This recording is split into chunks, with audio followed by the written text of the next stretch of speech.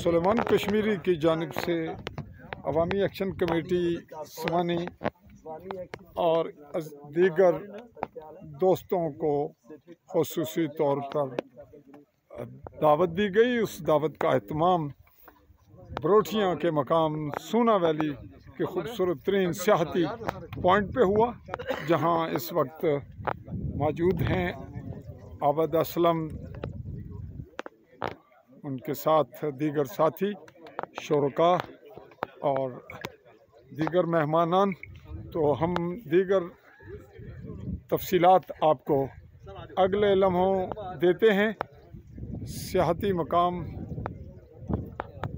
रोटियाँ सोना वैली चौधरी सुलेमान कश्मीरी की जानिब से अवामी एक्शन कमेटी को ख़ुसूसी दावत और दीगर मेहमानान जिनका ताल्लुक़ बॉर्डर लाइन के इलाका निहाला, चाई, बड़ो, सूना, डन्ना और चौकी वगैरह से है, उनको भी मदऊ किया गया है और खूबसूरत तरीन मकाम का एहतमाम किया गया।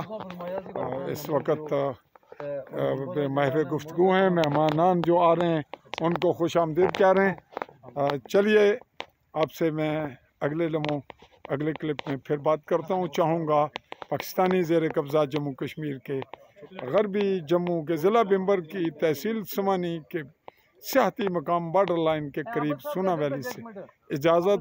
आली न्यूज़ के प्लेटफॉर्म से अल्लाह हाफ़िज़।